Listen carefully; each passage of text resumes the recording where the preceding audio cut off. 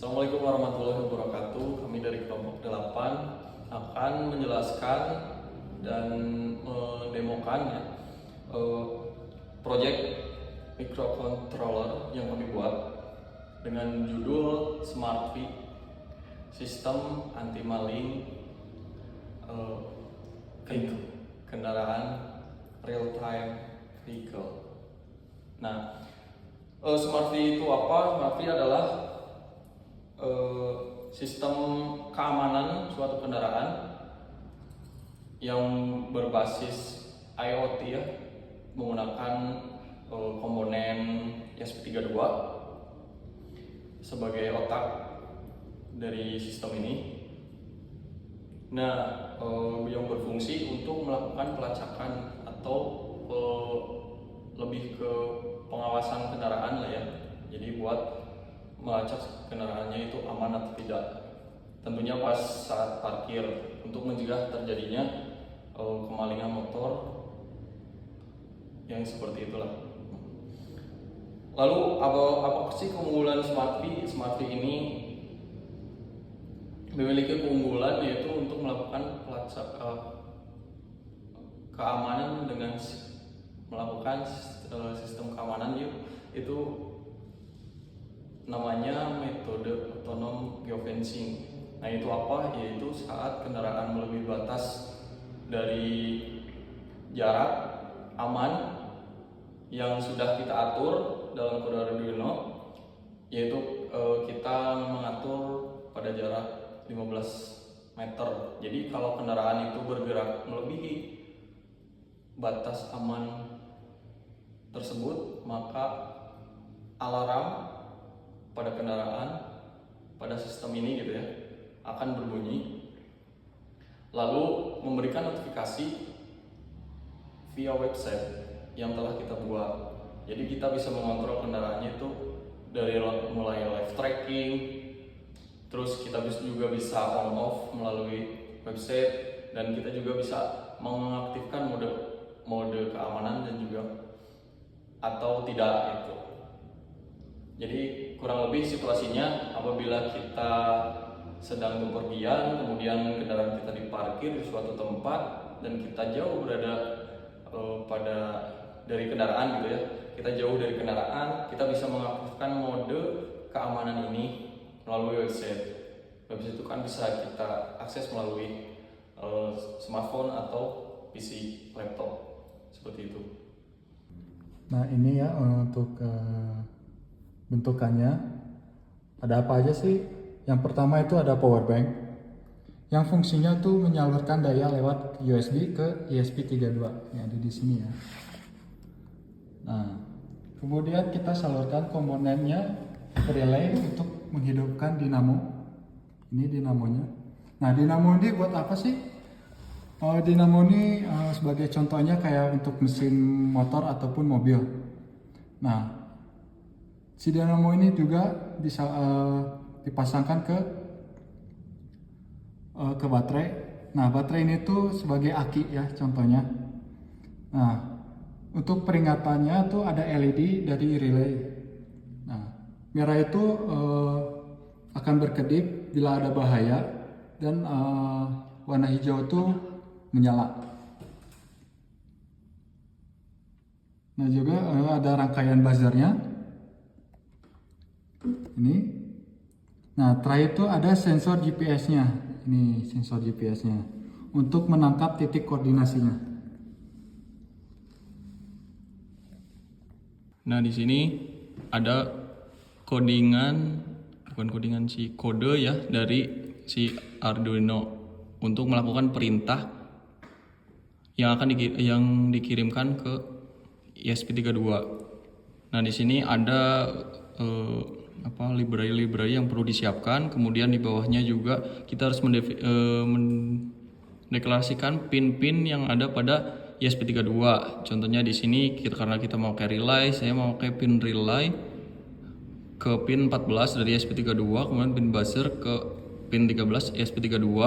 Nah, di sini RX di 2 dan juga TX di 2 itu buat titik koordinat ya dari si modul GPS-nya.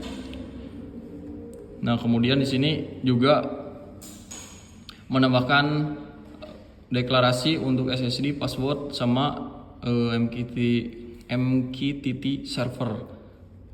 Nah, untuk ini tuh untuk pengaturan WiFi. Untuk pengaturan WiFi saya menggunakan WiFi HP ya, dari HP yang nanti terhubung ke rangkaian ESP32-nya. Kemudian ada kita menggunakan server dari MQTT agar untuk menghubungkan si rangkaian ini ke dalam server ini. Nah, di bagian ini juga masih ada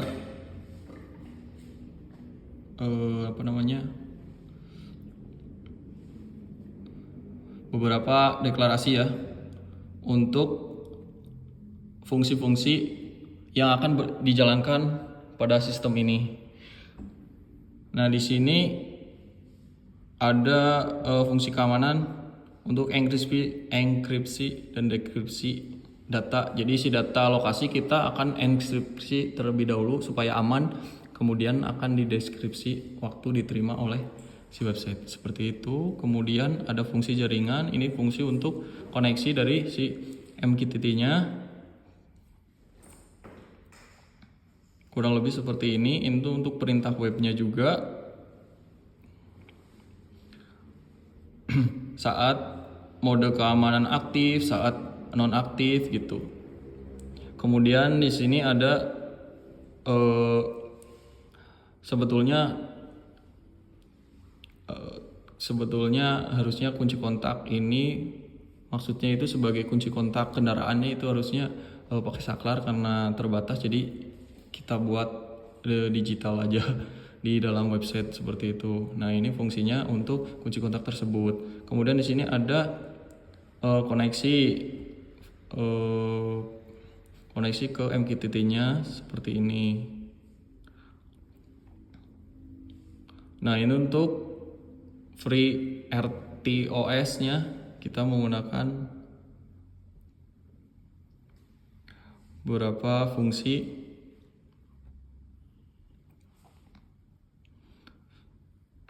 Dan beberapa diagnosa nih untuk mendeteksi sebetulnya buat mendeteksi di sini serial monitor ya, buat melihat si modul GPS ini udah dapat bisa menangkap sinyal atau tidak gitu kan. Terus lokasinya tertera di sini. Apabila si dayanya itu langsung terhubung ke sini, tapi karena ini saya menggunakan daya power bank, maka di sini keterangannya terputus begitu. Buat itu aja, itu cuma tambahan. Kemudian di sini ada teks MQTT-nya untuk melakukan mencari sinyal, membaca status mode keamanan, mencari sinyal apakah itu nyata atau masih mencari dalam proses pencarian gitu. Kemudian mode keamanannya aktif atau non aktif, kemudian alarmnya aktif atau tidak, itu akan diatur di sini. Nah, itu untuk mengontrol si alarm atau buzzer, itu akan aktuatornya oleh buzzer. Nah, kemudian engine on itu untuk dinamo ya. Nah, itu untuk logika buzzernya. Saat peringatan muncul melebihi batas, maka akan berbunyi.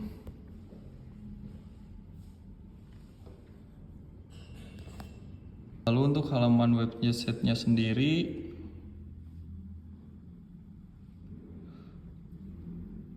nah seperti ini ya. Halaman dashboardnya saya buat menggunakan framework Laravel dan Bootstrap 5 dengan simple ini ya, sebenarnya simple banget. Saya buat simple biar ya biar nggak kesusahan lah. Nah untuk mapnya ini pakai Live.js, Live gitunya, untuk mengetahui lokasi terkini. Jadi kita pantau dan kita bisa lihat nih pergerakan si kendaraan dari sini. Kemudian di sini ada kunci kontaknya untuk on off. Terus mode keamanan bisa kita aktifkan dan nonaktifkan di sini. Nah ini untuk tampilan ada status alarm saat mesin, terus kondisi mesin, terus juga koordinat dari GPS. Nah baiklah, sekarang kita akan mendemonstrasikan sistem Smart V ini. Nah ini dalam website tertera bahwa ini masih kondisinya bebas ya, maksudnya bebas itu sistem keamanannya kita nonaktifkan dalam mode nonaktif seperti itu. Nah sekarang ini modul ini anggap saya sudah terpasang pada kendaraan gitu ya. Jadi nanti si modul ini, sistem modul ini teh bakal dibawa sama Gunardo melampaui. Jadi nanti misalkan ini dibawa terus parkir. Nah pas posisi parkir itu kita akan mengaktifkan mode keamanannya. Saat mode keamanan aktif, maka si lokasi akan terkunci sebagai titik awal. Jadi kalau dari si kondisi saat telah dikunci kemudian ada pergerakan sejauh 15 meter, maka si alarm akan berbunyi seperti itu. Oke, kita aktifkan dulu. Kita aktifkan dulu kunci kontaknya atau si mesin kendaraannya. Kita anggap bahwa mesin kendaraan pada posisi hidup atau nyala. Akan bunyi, mesin akan hidup. Nah, kemudian ini akan dibawa. Kita aktifkan, di sini kita aktifkan mode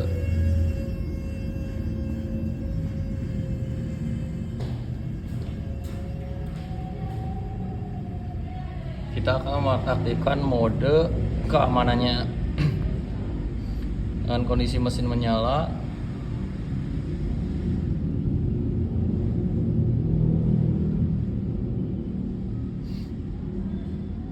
Nah, kita bisa lihat, kita bisa memantau pergerakan dari si modul tadi. Nah, di sini muncul notifikasi darurat atau warning ya, peringatan bahwa si kendaraan ini sedang bergerak melebihi batas aman.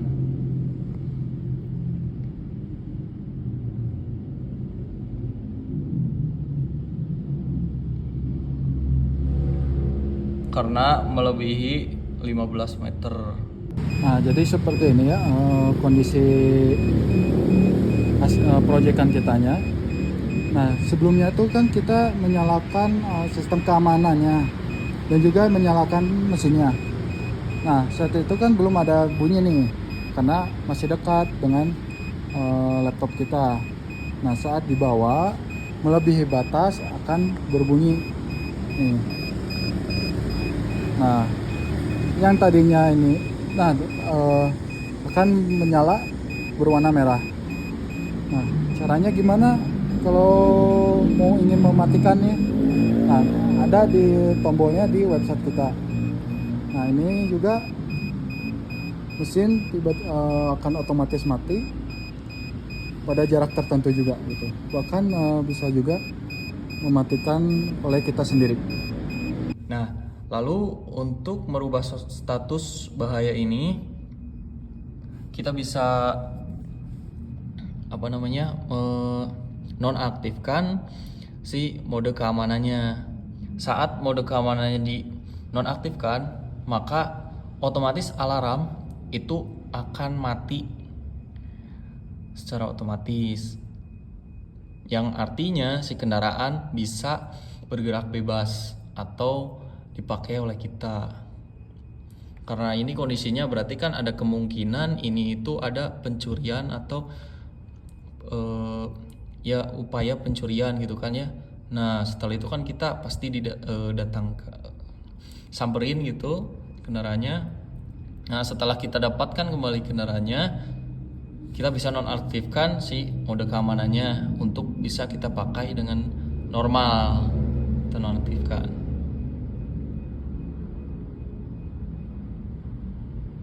Nah, saat sudah dinonaktifkan maka statusnya dalam kondisi bebas atau tidak terkunci. Maka otomatis alarm akan mati. Seperti itu. Nah ini kan mode keamanannya sudah nonaktif, maka tidak ada bunyi lagi nih suara buzzernya, dan juga kendaraan motor ataupun mobil ini bebas dipakai lagi. Nah, tadi kan kita menyalakan mode keamanan dalam posisi mesin hidup yang berdampak mesinnya langsung mati saat dibawa pergi gitu.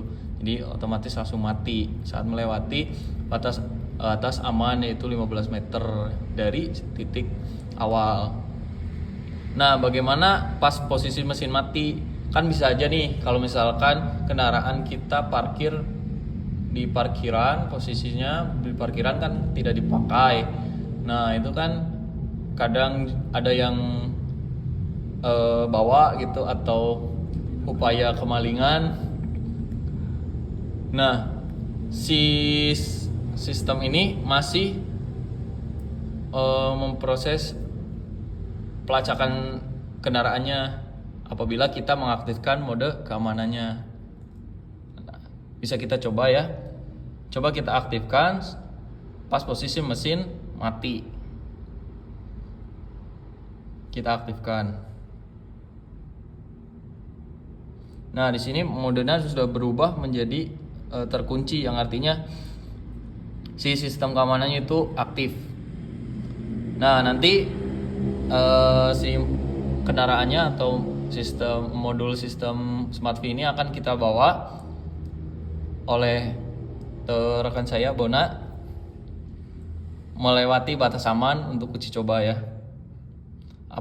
Lalu apa yang terjadi?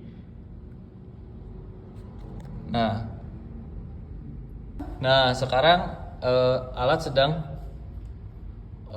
dibawa oleh Bona menjauh sejauh mungkin ya, melebihi 15 meter. Apakah yang akan terjadi pada website ini? Oh iya, sebelum itu saya juga ingin memberitahu bahwa si notifikasi tanda bahaya ini juga bisa muncul apabila website sedang tidak dibuka. Nah, seperti itu. Nah, di sini karena si alat ini udah melewati batas aman 15 meter yang sudah kita atur tadi, maka si notifikasi akan muncul di sini menandakan bahwa ini bahaya. Dan pada modulnya sendiri itu si buzzer juga akan ikut berbunyi. Sedangkan posisi mesin tetap mati. Seperti itu. Nah, sama seperti sebelumnya, untuk mengaktifkan kembali atau mengaktifkan kembali secara normal si kendaraan, kita bisa menonaktifkan mode keamanannya. Nah, saat dinonaktifkan maka buzzer pada si modul Smart V ini akan berhenti berbunyi, menandakan bahwa status kendaraan itu aman atau sedang kita pakai. Seperti itu. Baik, mungkin itu saja penjelasan dan demonstrasi dari project microcontroller dari kelompok kami. Saya Rizky Arya Aditya dan juga Bonardo Mandopa mengucapkan terima kasih dan sekian. Wassalamualaikum warahmatullahi wabarakatuh.